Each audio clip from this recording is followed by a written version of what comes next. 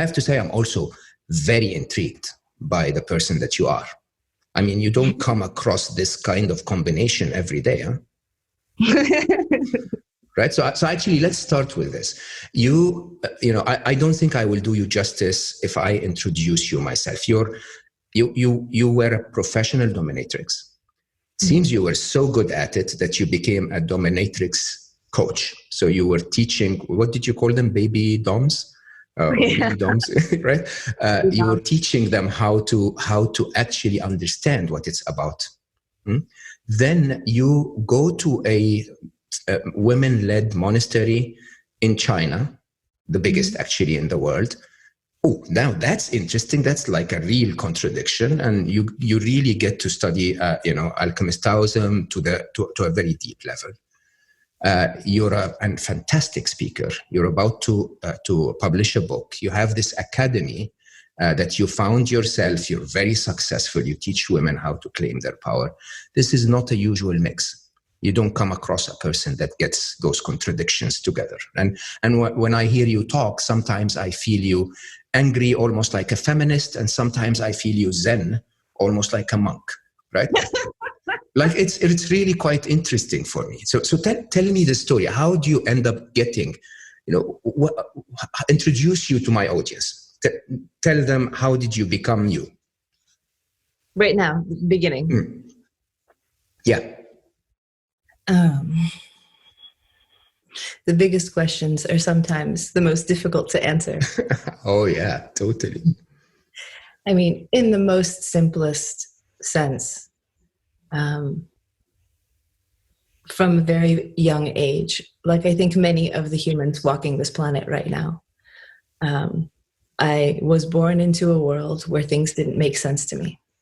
And so I found myself being a seeker at a really early age. I think many people right now are seekers. And I became fascinated with spirituality, with the occult, with every religion in the world, with Christianity, with Sufism and Islam. And Taoism was one of the most beautiful things that could speak to my young mind in a simple way that also blew apart a lot of already forming assumptions and expectations. And I was really fascinated by the book Dune, where there's a secret society of women that are intergalactic. It's a science fiction book written in the 60s. And in it, the Bene Gesserit is a secret society that's altering the course of humanity kind of behind the scenes. And so I decided that I wanted to be a real life human Bene Gesserit. And for me, what that meant was looking at every single skill they have in the book and every single practice and seeing if I could find the closest counterpart on Earth. So I wanted to study with all the world's greatest masters. But in our world, for an 18-year-old girl to get to do that, that involves, money. Yes. Right? Simple. Yeah. In the simplest sense, I started working as a professional dominatrix in New York City because that was the thing that was available to me in order to make money in short periods of time, be able to pay for my college education, be able to pay for plane tickets, for spiritual retreats, and to go to study with Taoist masters. And it was really quite unexpected what happened, because by the time I was working as a dominatrix, really, and using all the ample time left over and the money left over to travel to mountaintops, literally, to study with masters, this wild synthesis, this friction was creating synergy, like here in the most extreme version of spirituality, and here in the most extreme and hidden form of human sexuality. I'm barely an adult. And those things started to cross-pollinate very, very quickly. So first I was faking it. I learned the script. I rented a video of a woman doing a session with a submissive, and I memorized everything she said, and I went into my first session nervous like you wouldn't believe. And the practices that I was studying involved a lot of being able to For example, in the medical, right? The beautiful thing about Taoism is that it touches on the body, the heart, the mind. It teaches medical healing, martial arts. It's the birth of Chinese medicine. So I was already learning how to look at a body and see if I could see the subtlest signs of illness or aggression. Mm-hmm. And the more I used the practices I was learning in my sessions, the more my sessions started transforming to something that I didn't expect. It's one thing to walk into a room and be like, on your knees, you've been very, very bad, right? But it's another to start looking at this human and basically from this fantastical, invented, imaginary position, I'm 19, maybe he's 55, twice my age, many times my income bracket and experience, and going, I'm the boss. So how do I play the boss? Turned out that I could shout and stomp and be cruel all I wanted to. But if I really wanted to have that feeling that he's held in the yoke of my attention, held, owned, right? Held. We'll have to come back to this statement of held, but go on. Because the obvious language would be owned, claimed, controlled, right? Yes, right. But if you're attempting to have an influence on someone and you hold them too tightly, aka control, what happens is they start to change, diminish, shrink, and what's available starts to diminish, change, and shrink. Meaning what's available in them, what's available for the session to be fueled. I'm just thinking about having the best time possible, right? And what I notice is that if I use that Taoist nun in training attention to fully see them and speak it out loud. Really simple example. Instead of saying, you've been a bad boy, right? While looking at my tiara or the ceiling, versus looking at them and saying, you came here. You are here now. You are on your knees. Lift up your chin. Ooh, I see a little bit of rebellion in your chin. Then their body tells me immediately, if I'm paying attention, was it rebellion or was it something else? Actually, that wasn't rebellion, was it? It was something else. Body responds with an easy yes. You're sad today. You're carrying grief. Deep sigh. Wow. And the next question, what have you done? What have you done? Now I can say, have you been a bad boy? Some body contracts. No, that's not it. That's not it. It's just grief. Next guess, right? Did somebody hurt you today? Right? Dominatrix language. Were you too weak? Did you let it get through? Sort of. All right, baby boy. Now I'm pretending to be mama.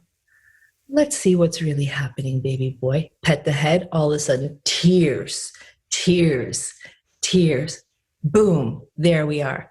Now, this one human and me, the other human, are located in the same emotional vibration and tone.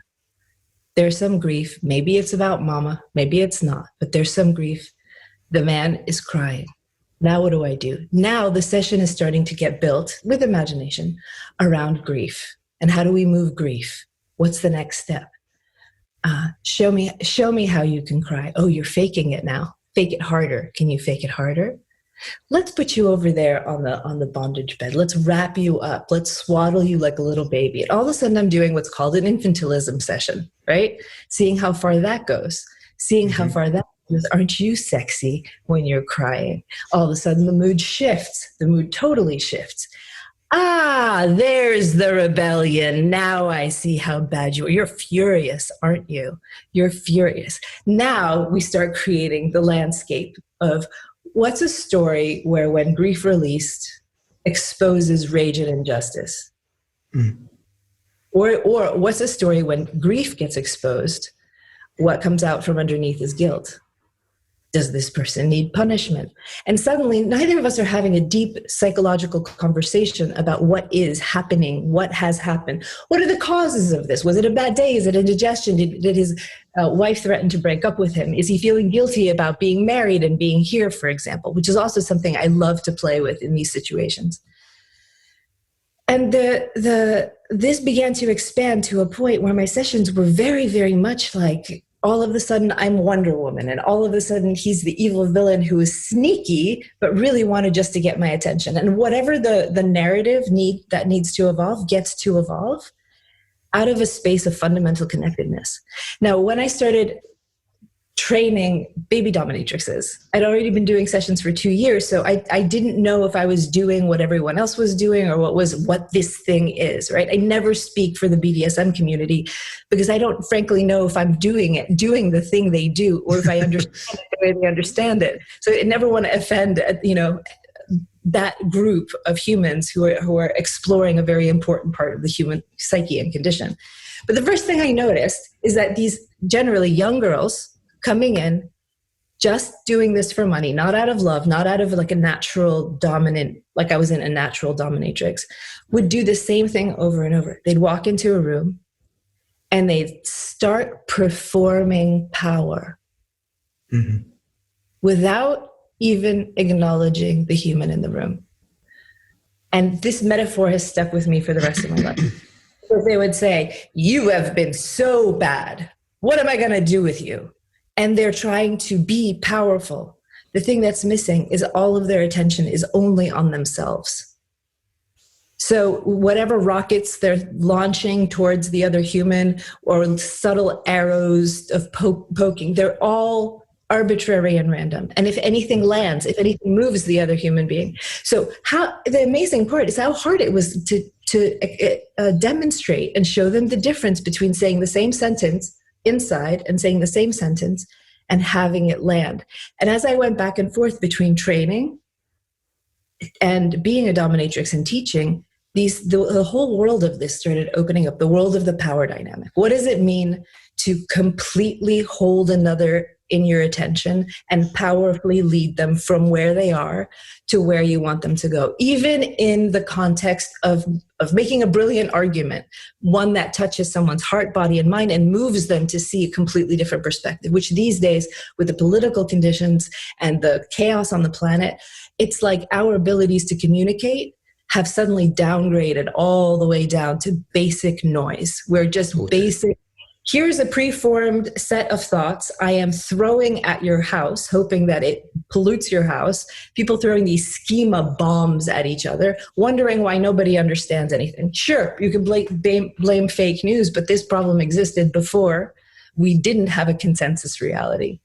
So this is just the origin, kind of the origin of how these things started forming in my life. But what happened as a result of that is this whole attention-based power and influence, and the working through a woman's conditioning. Because those girls, those 19, 20-year-olds who are like, I need this job, mostly, right? Especially at that time, I need this job for money. I don't know how to do this.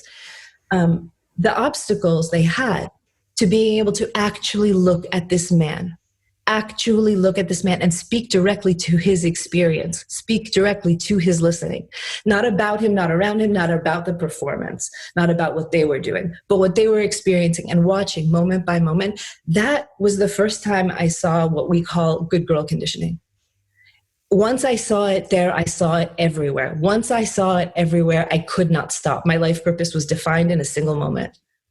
I started seeing it with my mother. I started seeing it with my friends. I started seeing that these qualities are not small communication hindrances. They can devastate the actual outcome and designing and creation of a woman's life and all of the relationships in it.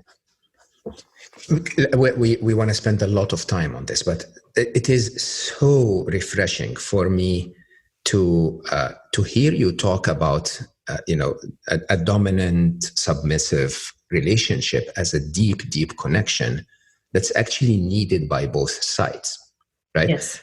But it's also almost shocking to me that, I mean, I don't know if this is your nature or if it's something that you learned, because in all honesty, it seemed from the image that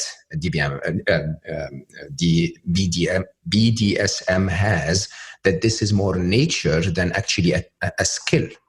And you're saying you can actually get into that role and literally help someone out by being dominant. here's where I want to be really specific and careful, because again, what dominant people and submissive people do when they do their thing and get connected. I mean, I know from hearing from people who do these things, the most intense kind of intimacy and seeing can bloom inside of that context. But what I got interested in is what aspects apply to regular human beings. What aspects apply to regular human beings? The most beautiful conversations. So the first is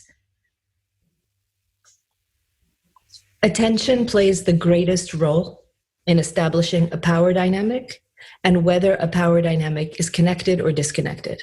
Then there are people who are listening to this who are going, power dynamics are games played by manipulative people who want to get there. Power dynamics exist the way that animals organize themselves. Humans do too. And they get organized and reorganized. Power dynamics exist all the time. And the structure of attention is what decides how the power dynamic goes. So the simplest example, even in this interview, right? We are dominant and submissive. In a beautiful, beautiful conversation, meaning the two parties are incredibly connected. Right? The most beautiful conversations, the kinds that keep you up until dawn, where you feel closer. You maybe just met this person, maybe not. Maybe you just stumbled into a whole new arena of who they are. What's happening is quite subtle, but every single time this is what's happening. One person in the dominant state of attention is speaking. But and in speaking, they're leading the other person's attention. So they're in authority, right? In a very subtle form, but they're in authority. They are putting out words for other people to be led into having thoughts and feelings about. I'm speaking, right? And who I'm speaking to, I am watching or feeling to see what's landing, what's not landing. Are they smiling? Did they sigh? It's all landing, Kasia. It's all landing here. So in one of those beautiful synergetic conversations, what happens is all of a sudden, one of the things that lands sparks something up. And the person who was speaking sees that sign and all of a sudden becomes receptive. And as the other person's speaking, they're allowing themselves in a submissive state to be led until they're no longer led, right? Until they're dropped, or until something loses them, or until something sparks. So the dynamic switches. All of a sudden, the person speaking has their attention out. That was listening. And people switch roles. They switch. When you have that experience that two people are connected throughout an entire interaction and switching who's on top and who's on bottom, what you have is the experience of equality. My God, I love what you just said. Now that is an amazing definition. That is an amazing definition, really. I mean, in a way, I hosted actually one of my favorite authors, Dr. Robert Glover, who talks to men, which rarely ever happens, about self-love, about really, connecting to what you need and so on and so forth. But in his view, he was basically saying it's typical of the masculine to be a doer, okay? And it's typical of the feminine to be a receiver, right? And in a way, it was almost like a cast in stone kind of expectation, which, I think is reinforced by the general view of things, if you want. Generally, as per our conditioning, we end up in that place. But what you're saying is that it's actually constantly dynamic. It's constantly creating that connection by me being drawn into you as a submissive to your cues, to your conversation, to your direction, and you're going into it. And then you stop, or we get to a place and then we turn around and maybe I lead you somewhere else. And that is the kind of connection that keeps flipping between us. Yes, exactly. And what I heard from you just informs what I want to say next. And what you hear from me might inform the question that you want to ask next. And the idea of equality is, if you really think about all humans created equal or equal, the mind goes to this static heavenly realm. But the equality as it manifests on this planet is dynamic. It's not static. It's not, I'm exactly as you and you are exactly. It's our differences and how we move attention back and forth to explore those differences and be connected through them that creates this sense of equality. The conversation that, the masculine, and in some cases that means the men, are designed to adore. Not at all. Not at all. As a matter of fact, both me and Robert, we agree that the masculine is not men. That, you would play a very masculine role when you're leading a conversation. Like a masculine, if you want, is a character. Empathy is obviously a feminine quality, right? So many men have empathy, but when they have it, they're in their feminine role, if you want, right? It's men and women, gender roles, sexual preferences. I think we've mixed that up with the true quality of what feminine and masculine is. Both are qualities, both are needed, both are different, both are polarized, but we can each of us can assume every one of them. I think that's, it's not men and women. I want to speak about why in my school I don't use masculine and feminine as in language as a way to characterize those two tendencies in terms of behavior and attention. But first, I want to say,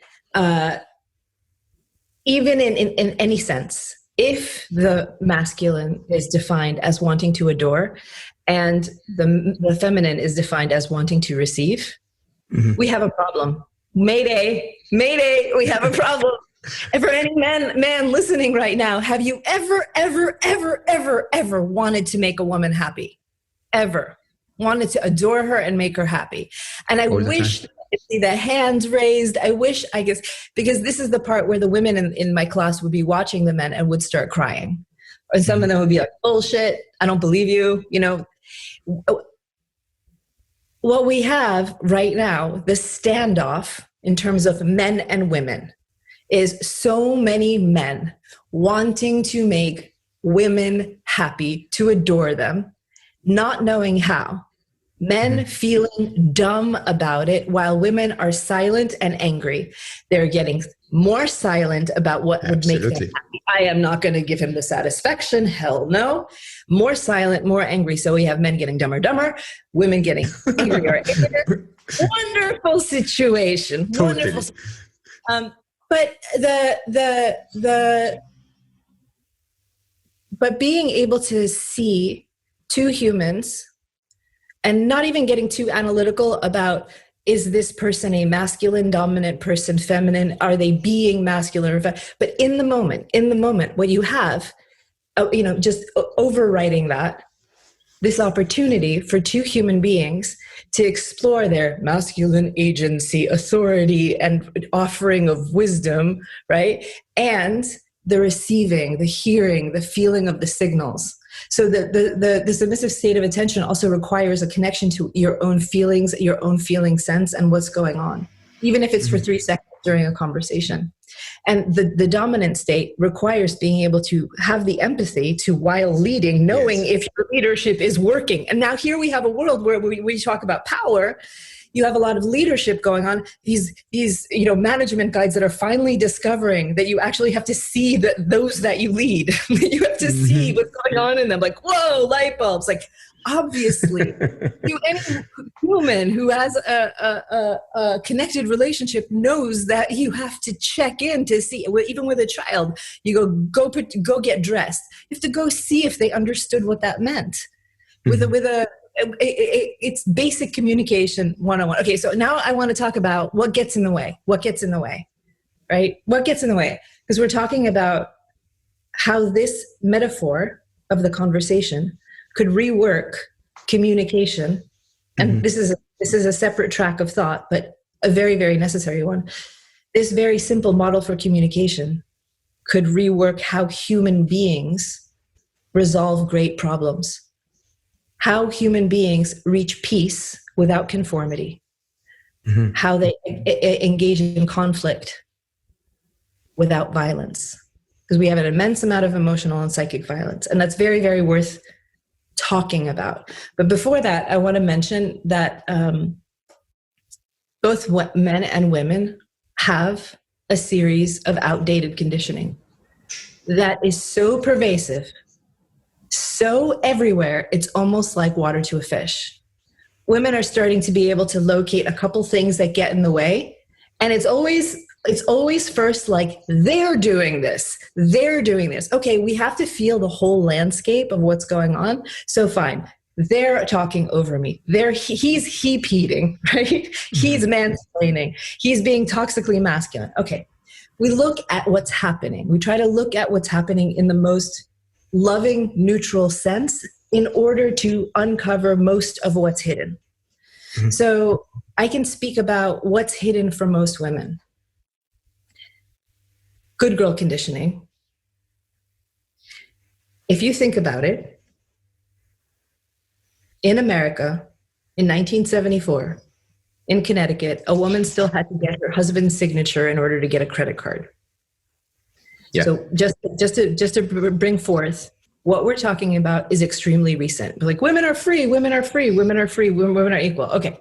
5 minutes ago, in the scale of human history, there's been a move towards women going from being property to getting to own property. And it's recent. And we have to have compassion with ourselves and be really present to, this is new. Mm-hmm. This is new. So for the thousands of years, if you had a really ambitious woman who really wanted to do something extraordinary and unusual with her life, her best chance was her number 1 million, her best chance was to marry well. Now, think about the qualities. Think about the qualities that a woman true, needs. Actually, when you really think about it. Yeah. And that's... if you don't mind me saying, even today, sadly, I think the situation improved, but it's not fixed. In reality, one of the easier ways for a woman to have a good life is to marry well, because to be independent is a pain. It's like an absolute lonely journey against a system that's not designed for her to my work on the topic is all, I compare it to American, what was it? What was that show where they have the obstacle courses, right? American Ninja Warriors. Do you know that? It's like no woman is ever gonna win American Ninja Warriors. It's designed for the man's, fitness. It's designed for the man's body. So we're putting women out there, telling them to be independent and telling them to be successful, but we're just putting them in a horribly different, wrong game. It's not the game that they're supposed to be able to win, because we're, so still today, sadly, often it is easier for a woman to say, I will be independent, but I'll still marry well. I mean, it's, and it's compromise. Yeah. And there's so much I can say about that, because, that American Ninja Warrior game, I think a lot of men are coming to realize that they don't want to be playing that game either. That they may have been conditioned to be good at it. And when I think about the conditioning of the male and where the totally, you're so spot on. I want to cry for how wounded. Of course. Can you imagine when we start to teach ourselves that success and achievement is to actually do this? It's like, seriously, in a world where we have so many problems, being muscles and jumping over obstacles, is that what being a hero is all about, right? What happened to the true figure of a hero? I think that's a really interesting question. Yeah. But let's talk about good girl conditioning. So because of this wanting to marry well, are you saying women then have to be a good girl, a marryable product? So here's the thing. At this point, a woman doesn't even have to think, I want to marry well. She doesn't even have to have that in her mind, because what she got from the air, from her mother, from her grandmother, from all of the cues that are still present, regardless of what we say we're doing, are all moving towards the ideal feminine in quotes, that is defined by being a good candidate for marriage. So, and I'm talking about good candidate for marriage 100 years ago. Mm-hmm. So that kind of, those qualities, right? Being accommodating, extremely accommodating, being extremely resourceful. If picking a wife, she can make dresses out of curtains and then composts them. So resourceful. She says she doesn't ask for anything. She just takes what is and creates the most value out of it. Creates harmony in the home, right? So her own everything is about making sure that everyone else is okay. That makes for a great wife. It makes for a great, especially 100 years ago. So she never falls behind. She never falls behind, but she never outpaces or outshines anyone either. She's modest in temperament. Wow. Modest in sexuality.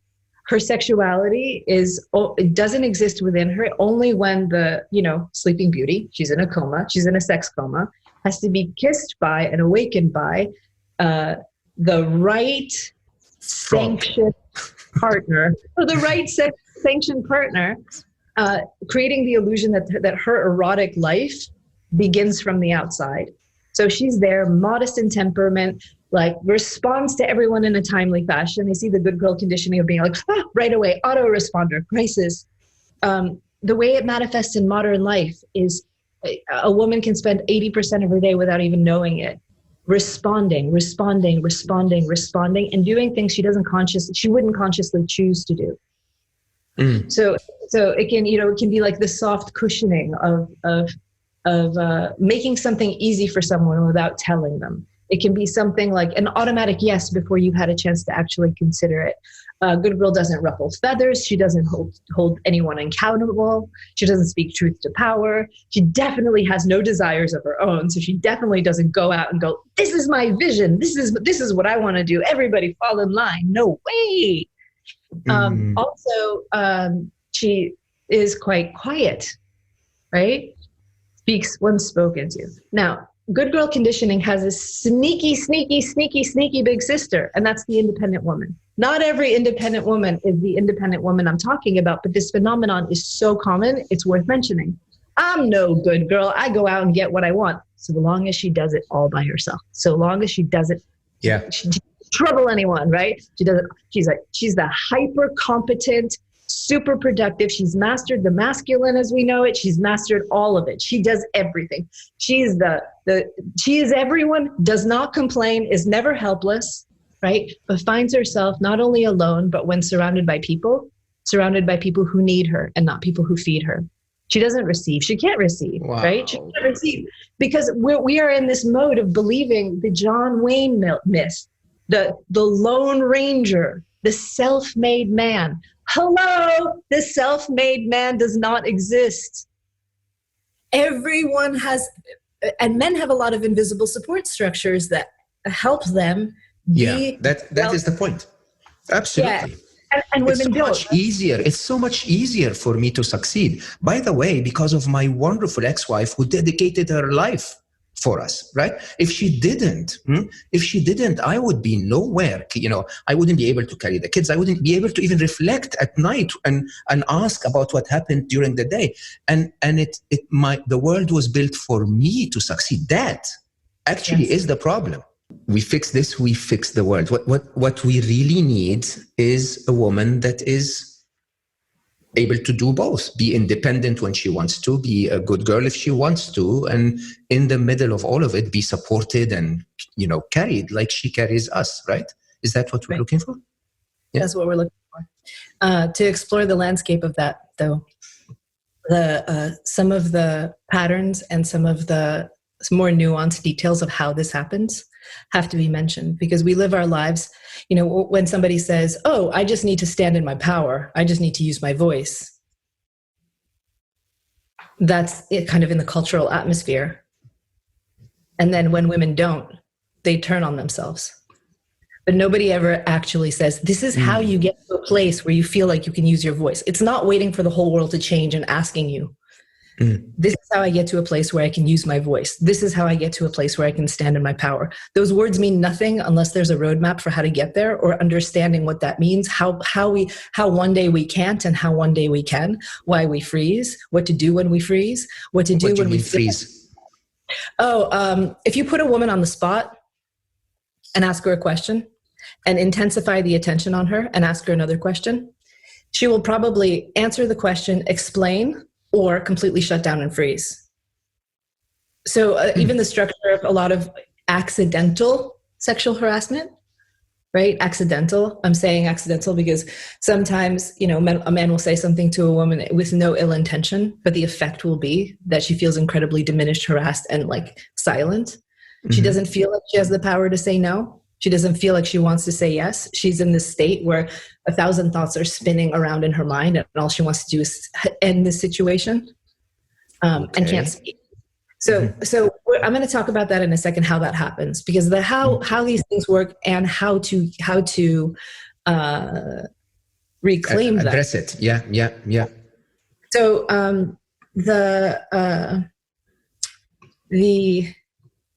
there is a moment where it's important to be respectful to our ancestors. These patterns that have been in place for all this time, they got created by the people who came before us for good reasons. They were responding to their times in the ways they knew best. The one aspect of that is that, up until even very recently, if not now, if a woman, for example, is wearing a short skirt and she gets attacked, she's likely to be blamed for it. Definitely was the case for a lot of human history. So mothers would be like, watch yourself. Your skirt's too short. Watch yourself. Mm-hmm. Not like, don't go there, right? Far more than you would police a boy. Of course. So over time, women have learned to internalize that self-policing. Am I too much? Am I too little? Am I making the right move? To address that, first, a loving respect, like turning around and looking at all those that came before us and saying, thank you, this was given in love. I am now reweaving the fabric with respect and honor to what came before. So what is now makes sense now. Mm-hmm. That self-policing quality is something that comes across as lack of confidence, but isn't lack of self-confidence or lack of love at all. It's an attention habit, and attention habits can be changed. So just quickly, if you look at how a boy and a girl are treated, generally, right? Mm-hmm. Generally. Things are changing, but generally. If we have Billy, we have Mary.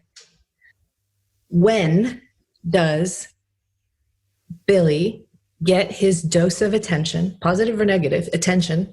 Getting attention is the most important thing a kid can do. It's how they belong in the tribe. They know they'll survive. If they're invisible, that's when they feel like they're worthless and about to die. Their survival depends upon being in, and getting attention is how they know they're in. So, so Billy, there'll be a tendency that Billy gets a hit of attention when he does something. Look what Billy did. Billy scored a goal. Billy got into a fight. Billy built a fort. So the moment you give Billy the attention he needs to know that he exists in the tribe, his attention is out on what he did. His attention's out on the impact he had. So there's an association with attention out equals success. Attention out equals belonging. For Mary, look how lovely Mary is. Look at how lovely her demeanor is. Look at how cute she looks. Yeah, absolutely. Yeah, or is Mary getting chubby, positive or negative? That dose of attention is still a sign of belonging. So the tendency will be, in the most extreme situations, Billy will default under duress to having his attention out. Whether it's in a state of blame or pointing to something he did right, or pointing to how someone's argument is wrong. Mary, on the other hand, will first, very quickly, it can be so subtle, defaults like, what did I do? What did I say? How was I being? And if you look at how we even talk about, celebrities and politicians, it goes on and on. Like so-and-so. Hillary Clinton. Hillary Clinton was blamed for, she is aggressive, or she is this, or she is that, right? Yes. And never mind the incredible accomplishments, whether you like it or not. You can't argue with the rest. Exactly. Yeah, it was, is she likable or not? That was actually the question. Not what she did. It was if she was likable or not. That's so eye-opening. And the men, even celebrities, rulers, politicians, that guy's kind of an ass, but boy, can he get shit done, right? Yeah. Even if he hasn't gotten that much done. There you go. Like, if the doing and the being are radically separated. We are looking at how women are being and what men are doing. But Kasia, that blows my mind. Because what are you saying here? If there is science behind this, it would blow my mind and even more. And I think we should put science behind it. Are you saying if we change the way we condition boys and girls so that it's balanced in terms of being and doing, we would end up with generations that are balanced in being and doing, that girls actually are not inherently, genetically, biologically biased to be more inward focused? Here's the beautiful part. Anybody at any age can learn both states of attention. Correct. Anybody. Correct. Right? Yeah. Because of that, we don't even have to, we can take care of ourselves before we take care of our children. Mm. And in terms of women, the fix is simple. It's not easy, but it's simple. Mm. It's simple. It's how we practice using our attention in conversation when we lead and when we follow. Okay, so, I want to hear that. So I mentioned the crisis example of women freezing. I've done this, and we have, as a school, conducted this experiment hundreds of times. And it's a very, very, very simple one. How do men respond? How do women respond when they are asked an uncomfortable question? Mm-hmm. Okay.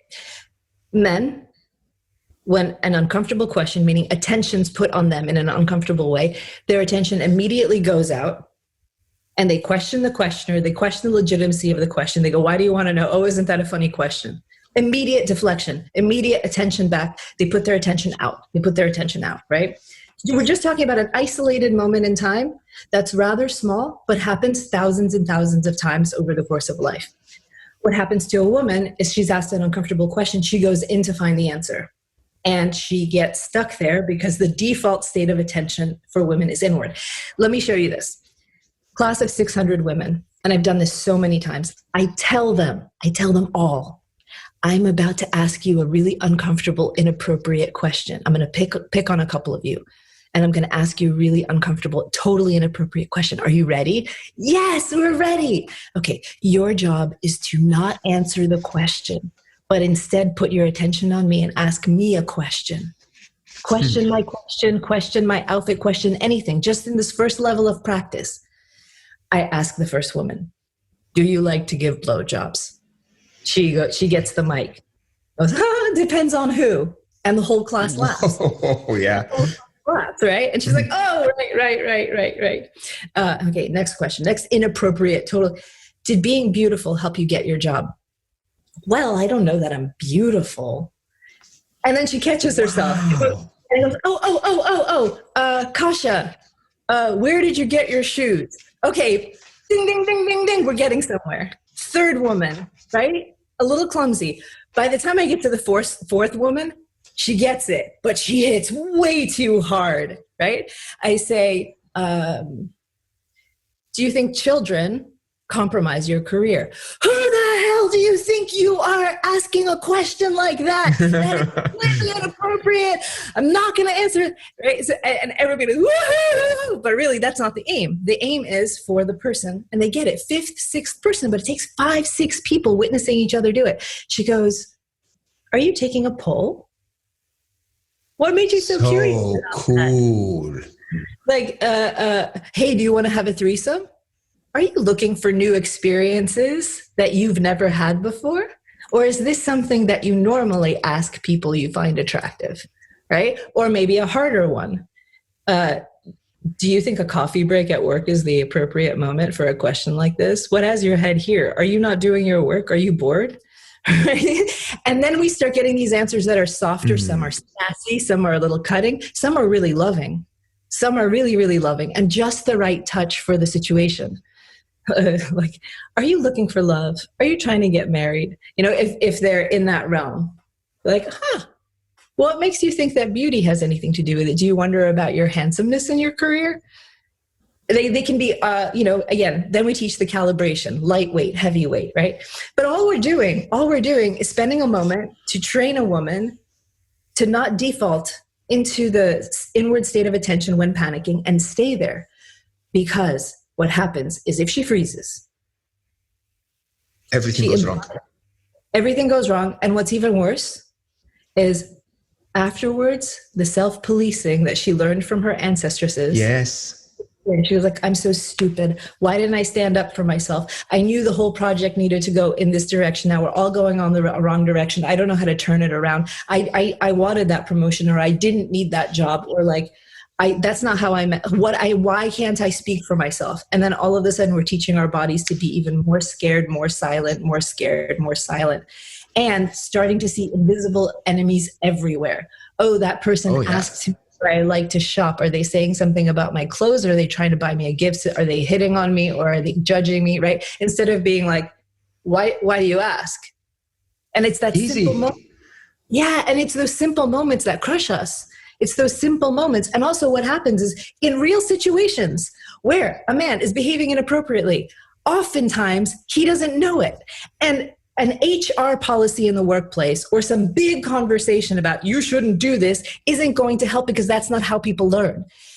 Mo, if I tell you 20 things you need to do to come up, to behave like the perfect gentleman who is supportive of men and women's growth, if I tell you 20 things, you will forget them by the time this podcast is over. I know this because as a teacher, if I start saying things like, don't dress too feminine, don't dress too sexy, make sure you don't use upspeak, make sure that you say your sentences in the affirmative, make sure that 5 minutes later they'll be doing it, because human beings are designed to learn socially. And what we're missing in this is like real-time feedback, feedback that is also characterized by real curiosity. Curiosity is one of the best ways to get through conflict and come out with gold. I ran mega-sized businesses. I ran half of Google for 7-8 years, and then I ran Google X as a chief business officer. And very early in my career, I knew that the only way for me to be successful, actually because of a wonderful experience, we were in a training course, 6 macho men fighting it out and 1 woman, okay? And we would argue for hours, and then after an hour and a bit, Ola would say, but guys, you're missing this point. And our jaws would drop, and we go like, how the F did we miss this? I mean, like, it's so obvious, but she sees the world so much better than us. And so I had a policy in my life that 50% of my leadership, if I had 10 leaders reporting to me, 5 will be men, 5 will be women. And the challenge has been, I hired some of the smartest humans on the planet who were women. And when they would be asked in a meeting, they would freeze. I'm like, seriously, I know you. I know how you push me. I know how you twist my ideas. Speak up. You're brilliant. But they would freeze. And that's so interesting that you put it down to conditioning, that they're just supposed to. And by the way, so the other thing that kills me is this is where sexual harassment happens. This is where a woman gets pushed into corners that are Me Too and that's absolutely horrendous, that because of such a simple skill, we're unable to turn the conversation around and take our power. Yes. So if a lot of people ask me, why are you working with women? Why aren't you teaching the men? And I'm like, if I teach the women well, they will teach the men what they need to know as well. I know. Conditioning and women have conditioning, but you get the goods if you do the work, right? So what we studied also was woman in a meeting syndrome. So human beings are still animals, whether we like to admit it or not. And one of the greatest things I learned from dog training, from a dog trainer, was that you actually tell the animal, if the animal doesn't think anyone's in charge, the animal will run around freaking out, being like, how do I get this pack protected, water, all that stuff. And the way you tell the animal someone's in charge is with your attention. Not with words. So we studied women in the meeting syndrome. And this is not the blaming of women. We're just talking about what happens and looking at one of the ways that this can be solved. A woman speaking her beautiful ideas in a meeting will have a tendency to speak it in the surrendered state, in the I state. right? So I think and I feel that maybe this would be a good idea. You even take the qualifiers away, but she feels like an individual person. And what happens is in a BDSM session, when somebody shifts from a dominant state to a submissive state, you can see it in the body. In a meeting, you can also see it in the body. Totally. So she's speaking, but she's surrounded by a bunch of dominant energy, right? That's looking at her, right? She says an idea and it doesn't land in their bodies as a dominant message. So everybody feels the itch, and you see what happens. People are feeling uncomfortable in their seats. She's spoken. It's not just sexism, though sexism exists. And then a man who's going to naturally state things in the dominant sense repeats what she said. And we've studied this enough to be able to prove that it's not that he's a man. It's that he puts his attention out on the whole room and informs the room that this is where we're going, and then waits for the argument, right? But in the moment that he puts his attention on the whole room speaking to the collective, he's assuming the dominant position. And in that moment, everybody's body shifts into a receptive state of listening and receiving. So even if they argue it, they receive it first and they know he had that idea. Whereas in the memory, she saying it first starts to disappear very quickly because it sounded like she was talking to herself. So we started training women to be able to experiment with speaking to the body of the room, right? And not lots of rules about, you don't need to say, I was thinking maybe just perhaps we could try, right? We don't even bother with that language because naturally when you're speaking out and looking at the group as they're the body collective that you're right now leading, even if you're just making a suggestion and saying, how about we take it this way? All of a sudden, poof, everyone hears and flags that person gave that idea in that moment of leadership in a collective. So there was this beautiful, there was this tech job site. I don't know, you might have heard of this, but this website that was tech jobs posted for men and women alike, right? But with the founders of this site started noticing that women were asking for way less money than men. So they had this beautiful idea. We're going to solve the problem. Engineer brain solves the problem in an engineer way. We're going to start posting graphs of exactly who's asking for how much or what is the average salary, right? What happened was men started asking for even more and women started asking for even less. This is not a mind job. This is not a mind job. And it's not that women don't love themselves. It's the conditioning. So I want to get to the next part of the conditioning because freezing is just the thing that you can be aware of and speaking in a dominant way. Having your attention out, watching the signals of the room, speaking into other people's bodies is something that you can use in those situations and circumstances. However, there's more to it, right? The independent woman is doing everything herself and not asking for support because she doesn't want to seem needy. She doesn't want to compromise her independence. Women struggle with asking because they fear being either bossy or needy. Where does bossy and needy come from? As you look at bossy or needy, what you're actually talking about is a difficulty with fully occupying the dominant state. Because if you're occupying the dominant state and saying, this is what we're doing, guys, it doesn't sound bossy, it's just being boss. And if you occupy the submissive state, it's no longer needy, it's someone who's exposing the needs, dreams, desires they have with their attention totally on what it would get for them, how they would feel. You know what would make me feel so good right now is if you brought me a glass of wine, you brought me a glass of water, right? Like no bossy, no needy. It's this, when we do the exercises in the school, when they first attempt dominant attention and they stand up and they're working with a male partner, the first thing they want to do is go down to eye level. I'm not bigger than you. I'm not in charge. And when they get down on their knees to look up at the man, they could kill him with their eyes. I'm not lower than you. I'm not lower than you. And so this facility and comfort with being able to express from both sides ends up creating energetically seamless exchanges that are deeply connected and generative. What we bump up against is there's a prohibition against desire and asking for things. Back to good girl conditioning in woman land, right? In woman land of yesteryear, up until 5 minutes ago. A woman who had a lot of needs, a lot of desires. You know, even today, women are like, no big deal. I'm fine.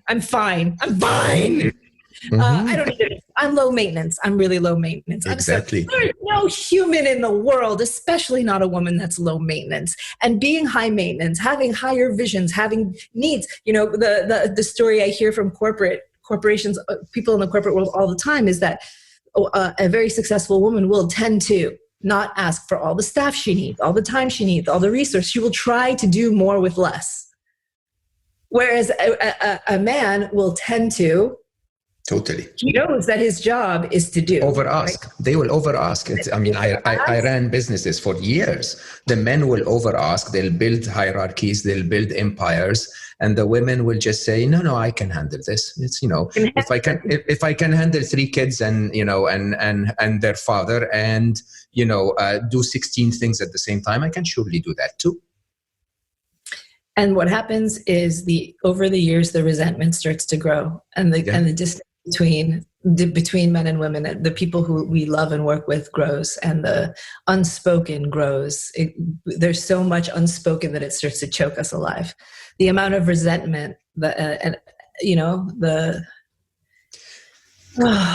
So Kasia, give me practical advice. Give me as a man practical advice of how can I empower a woman to actually play that role. So you're absolutely right. I'm mostly, after I learned from you, you know, watching all of your work and listening to you now, I realized I'm actually typically dominant. I'm typically talking about what needs to be done. I don't even question in my mind when I told my teams we're going left. It sounded like we are going left. This is not an argument. I typically am. And probably in my relationships with a woman, I would probably be doing the same. It's like, you know, I'm in charge here. I'm going to do things. So how do I enable a woman to actually play the other role? That's question number 1. Question number 2 is, you're absolutely right. Women, you know, they freeze. They don't ask. They don't, right? What do we tell them? What should they do? Other than if you're asked a question, answer with a question, or convert the attention outwards. What can a woman do? So give us 2 practical tips here. I mean, all of a sudden, 15 different exercises are flooding into my brain. We have time. I have all the time in the world, honestly. But you know, let's give people something that they can do today. The advice for men would be to ask a woman if she really, especially professionally, right? But personally too, ask a woman if she has everything she needs in order to do what it is that she's doing. Then stop her from answering and tell her to think about it and return. And then when she returns, ask her if that's really all that she needs. Like, really be consciously aware that she will try to do more with less, which can be great. It can be efficient. It can be effective. The corresponding thing for women is I would recommend that all women do 1 day invisible labor log, meaning just devote one day. I love that. With really precise attention. How I spent this hour, how I spent this hour, how I spent this hour, but logging thoughts on behalf of others, like solving others' problems, figuring things out, making things work for others in a way they never see, in a way they never reciprocate, in a way they can't even say thank you for because they just assume that's part of the air or part of your being. All the feelings that you work out, the emotional problems, how you work around other people's temperaments, and all of the actual things you do that's not directly the things that you're paid for, that are the things that, these things are really, really beautiful. It can be acts of service. The thing is, if they're unconscious, you can't pour your heart into it. And if you can pour your heart into it, you don't need the reward of another person giving you applause. But if you feel any edge of, I bet they would do this for me if I needed it. If there's any edge of, why am I always the one bringing the coffee? If there's any edge, because once they log it, some women find that they spend 70% of their day living for other people. Totally. And that can be beautiful, but where there is no awareness, there is no choice. Where there is no awareness, there is no choice. So if they're enslaved to good girl conditioning and doing these things, when they see what they're doing, they may choose to continue, they may choose to stop. They may choose to be financially compensated or acknowledged in any way that they want, but seeing it comes first. The next thing they can do is make a bucket list and be like, these are the things I no longer want to do. Then they can decide, do I want to inform people that I'm no longer doing this, or do I want to stop doing the dishes and see what happens? Do I want to ask someone, right? And then we have like a whole curriculum for how to make an irresistible, compelling ask that no one can say no to. Do I want to ask someone to take this on? Do I want to continue doing this, but get acknowledgement for it? Is this something that I need to have seen? Because sometimes invisible labor can stay invisible so long as it's not invisible to us. And in other times, it's absolutely appropriate to be paid for it. Mm-hmm. So then we're talking about two things that are difficult for women: asking and talking about money, which also we have curriculum for, right? The day-to-day simple thing to do is to start noticing when a woman goes inward to self-attack or blame. In that moment, turn your attention out to the person that you're having a conversation with and ask a question, just to flip the attention so that there's that back and forth. It's, here's another one. One really fun thing we do at the Academy is we train women to be absolutely in love with hearing the word no. What happens for women is, because our state of attention so quickly goes inward, if we are asking for something important or mean something to us and we get resistance on the other side, we get a no, we make it mean that we just got told no. The energy goes directly to us. So we feel like, not just, no, you can't have a new desk, but no, you don't deserve to ask, and no, you don't deserve to exist. Wow. You can even see it in the phrasing. Can I ask you a question? Is it okay if I ask you a question? Right? It's a meta question, looking for permission to ask with the request itself. Mm-hmm. So we play really fun games with having women hear no over and over and over again. And here's the thing about no. Here's the thing about resistance. When you make a request of someone, when you tell them that you want something or you command them to do something, resistance is precious, because most people, most of the time, don't say no to be jerks. They say no because something came up that threatened something important to them. Gold. So you're a mind reader, aren't you? It's like they just give me a clue and I now can control them forever. I can tell them exactly what to do. I know what matters to them. I know what's important to them. By the way, I'm so sorry to say, I understand that as a businessman. That's exactly what I want. I want my customer to tell me no. Because when they say no, I know what matters. Yes. And it doesn't stop. It doesn't stop at business. It moves to love. Absolutely. So the moment somebody says no, here's the art. Get curious, right? Get curious. Oh, yeah. But my students will often go, the first question out of their mouths is, why not? I was like, that's not curiosity. That's badgering. That's trying to break the resistance with a hammer of questions. No, get curious. Get around the resistance to find out what matters to them. Because if you're asking about something that matters to you, and there's something on the other side that matters to them, the no is most often an illusion of conflict.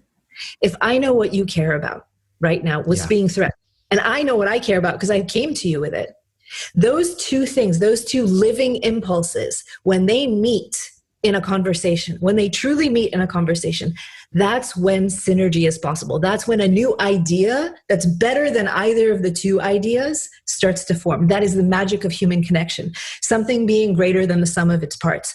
It's gotten to the point where when my students get a yes, they're a little bit disappointed. They're like, okay. Oh, come on. Yeah, I mean, just a little dungeon metaphor. If I have a session where for 90 minutes, I say kneel, man kneels. I say stand up, stands up. Go over to the window, make a fool of yourself at the window, and he does everything perfectly. It's the most boring session on earth. I have to find his resistance. You are a little bit slow there. Are you being slow in order to get my attention? Do you want to get punished? Or are you being slow because you enjoy taking your time? Is that the kind of pleasure you're here for? Because if that's the kind of pleasure you're here for, you can go over there and please yourself. And they don't blah, blah, blah, blah, blah, blah, blah, blah, blah, blah. But the point is, like the resistance is gold. And so, you know, for any woman who wants to inoculate herself against no, I think actually on our website, we have tons of resources on our website where some of these exercises you can run with a girlfriend, you can read about it, try it out yourself. I loved the legitimacy test. Everyone, let's not tell them about it. Everyone listening to this, go to the website, watch the legitimacy test. I think it will change your life. Go on. Sorry to, keep going. So when a woman is inoculated against no and like wants to get no, so she learns more about the people in her life and starts creating synergy, the legitimacy of her desire starts to amplify. Because again, like the good girl conditioning, don't want anything, don't need anything.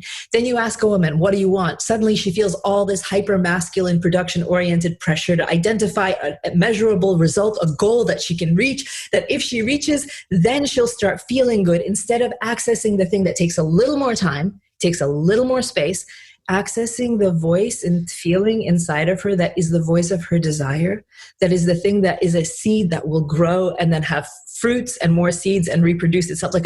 You cannot, if you set desire and goal in a race against each other, desire goes on for infinity. The results of following your desire go on for infinity. The goal is a premature ejaculation one-shot deal. I get there, I get to have this, and now what? Mm-hmm. It's not the best way of walking through the world, and it's part of the reason why we have a world with so much stuff, quantity, right, but so little quality. Totally. Right? So moving from the production to the creative has a lot to do with moving from what we call the masculine to the feminine, or moving from end result to the living voice of desire within us. So, you know, asking becomes a whole new thing when desire is accessed. Because if you feel in a full-bodied way, even if it's something like not wanting to pick up the kids from school anymore, or wanting a raise, wanting a better position, if that exists as a desire in a full-bodied way, what you're also present to is how getting this will light you up, light up your life, light up the people around you, the impact it's going to have on everyone else. It becomes a vision. And when you're a visionary, even if you're just asking the kids to get picked up, the way that request is going to land in the body of the other person is not, oh God, this is such a burden, or oh, why is she asking me to do more, or why is she asking for more? What it's going to occur as is an opportunity. And then when resistance comes up, right, we get curious about it and we connect with the other piece. The other piece is their living impulse. And it can be something dumb like vanity. You know, it can be like, I'm worried that if I do this stuff, I won't look like a man, or that I'm treating you, giving you a raise, treating you special. Okay, but you can speak to that. You can ask questions. What would it look like if everyone felt special? What would it look like, you know, what kind of, there's just a whole world of possibility that wouldn't exist otherwise. And what we're really talking about is creating the kinds of communications where we can have conflict without violence.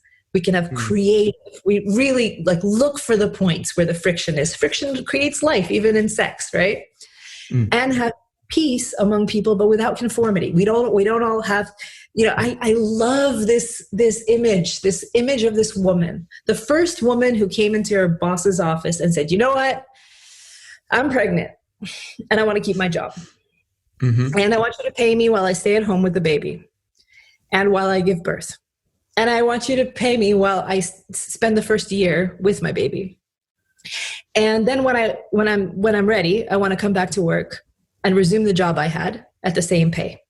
How's that sound? Well, when you say it like that, it sounds absolutely insane. and this woman who was like, I have this desire.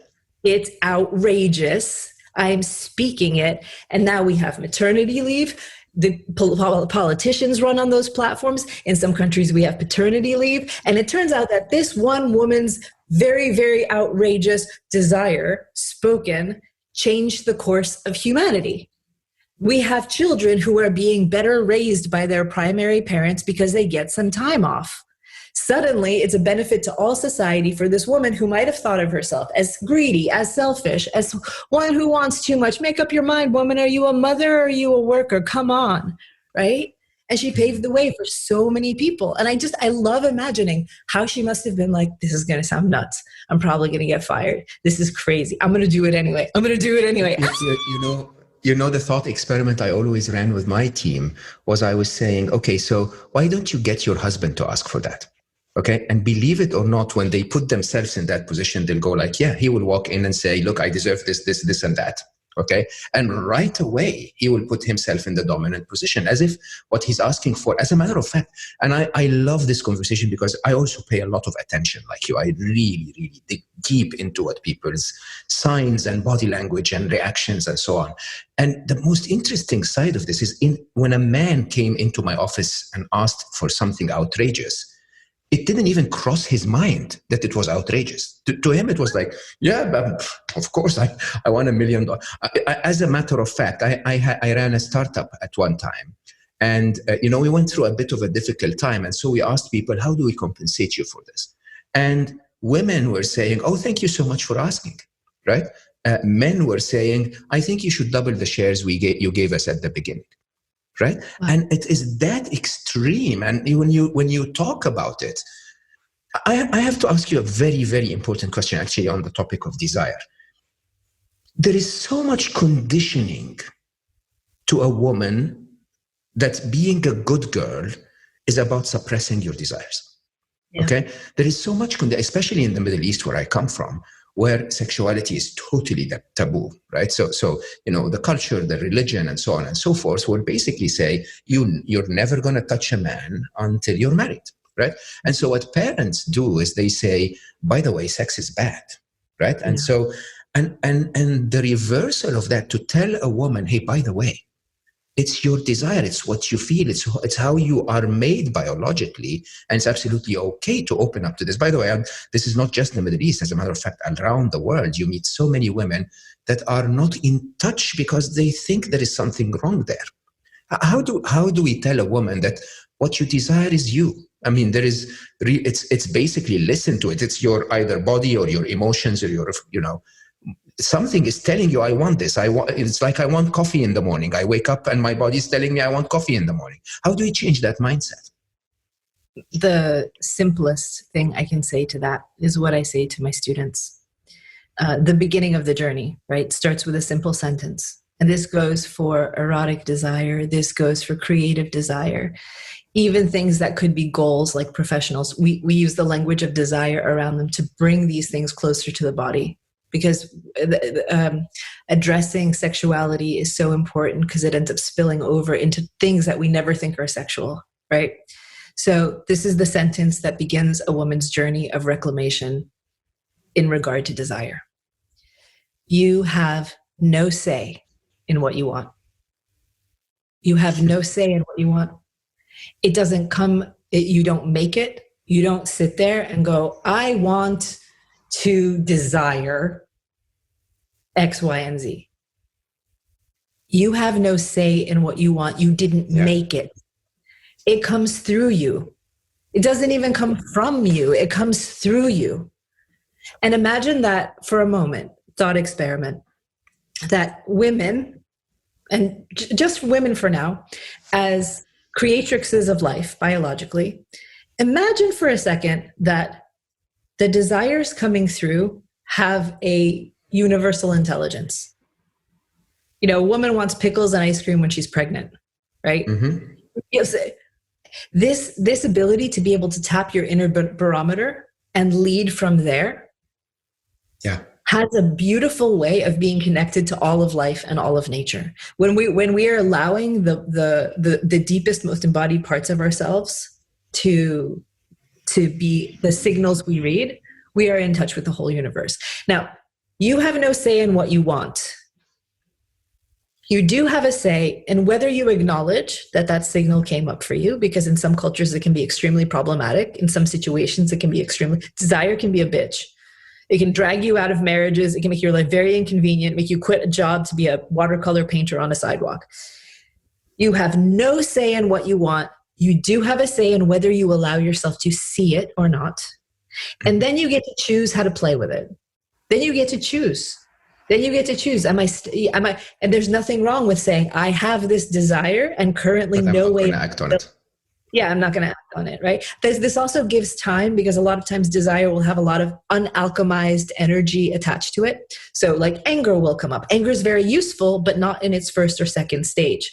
First stage is sleepy anger, resignation, tiredness. Second is reckless chaos, destruction. Third is passion and clarity. We very rarely get to the third stage. So we take the time to notice what the desire is. And oftentimes it's much bigger than we think it is. Much, much bigger. And it connects to much bigger things. I had an incredible situation with a woman who couldn't stop talking about how frustrated she was that her husband wouldn't pick up the socks. When we went deep into what the desire was, this is the other fun thing. If you ever hear someone complain, desire always hides a complaint. I mean, complaint always hides a desire. Yeah. So if you're complaining, ask yourself, what's the desire? If someone else is complaining, ask themselves, what are they actually asking for? Anyway, socks. Turns out that in unpacking that conversation about socks, she went to want better communication. Okay, but what does that mean? The more we went into it, the more she realized she wants both of them to quit their jobs and be teachers on the road, right? To be like public. Wow. Yeah, and I was just thinking, it started with socks. It started with that complaint. And what came out was this desire to be a duo in the public eye, in an activist space, speaking for and leading as a married couple. Whoa. Mm-hmm. Whoa. Right? And so good we didn't leave it about the socks. I don't know what to say. You are freaking awesome. Like, I totally am mind blown. This is a wonderful conversation. I want to talk about Unbound, because every single one of you listening, okay, you heard Kasia speak. You can imagine what her class is like. I actually visited her website. Why don't you allow men to attend? I want to attend. I mean, it's like, it's Zoom and everything. I can attend. What's wrong with that? We are actually currently working on designing our male alliance, allyship. So we are now sorting out how to have men in these classes in a space with their right. This is absolute brilliance, Kasia, because I will tell you this. In my career at Google, there was that group that was called Women at Google. Okay. I'm very, very passionate about the topic. I do not exaggerate when I tell you what will save our planet is that women, the feminine, I always say the feminine takes a lead, because we're screwing the planet because we're hyper masculine now. So I asked and I said, can I attend? Because it's called Women at Google. Okay. And we were in that session, and I have to say, I'm not, shy. I speak.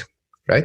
I sat in that session, and I sat in, 3 rows behind, from the back, not in the front row. Was a very senior, VP at the time. And I just sat quiet. And there was one other gentleman, a developer of African-American origin, so a software developer. And he was sitting there, and I was sitting there, and we were totally on mute, not opening our mouths. Until one of my team, a fabulous woman called Emily Ma, Emily basically said, in the middle of the meeting, she said, we have 2 gentlemen in the back. Maybe we should ask their opinion on this. And the software developer said, so I first said, well, I have to say, you're losing a lot of firepower, because there are so many of us men that are very passionate about this, but you're sort of pushing us back by saying it's women only. And the African-American gentleman said, and yeah, by the way, I understand what it's like not to get my fair equal rights. Okay. And so if we can actually be allowed into this, and in a way, what I'm trying to say is, everything you said today, believe it or not, as I listened attentively, applies to men exactly as it applies to women. The idea of attention out and attention in, and the whole idea of playing the roles and so on. But I also think there is a lot of couples work. It's like someone and her boss, and someone and her partner, and right? There is a lot that needs to be taught to the men to understand that it's good for all of us to allow this to happen. And in a way, anyway, when you're ready, I'm attending. I'm sitting in the first row. Okay. what we did, the school is founded by me and my business partner, Ruben Flores, who is a man. And it started because I started sharing with him what I understood about power dynamics by being in dungeons and in spiritual. He worked for 10 years for Doctors Without Borders in war zones, where he had to negotiate borders without being able to speak a common language. And the fact that the academy started with a man and a woman was really, really, really potent and helpful. We, in our live classes, always had male volunteers. Now, we are in the switching from live classes to Zoom. Like, we've always had not just men, but the right place at the right time, so that there could be a woman-only session where women feel really safe to talk about how they work. I understand that. I totally understand that. Move through those stages, and then bring men in at the right time for the right role. We're just now figuring out how to do it on Zoom, which is why we're developing this, male allies program. I'm on the front row. Awesome.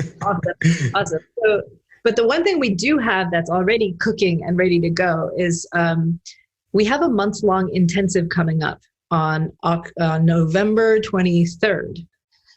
This is normally a $750 class. It's called Good Girl Reform School.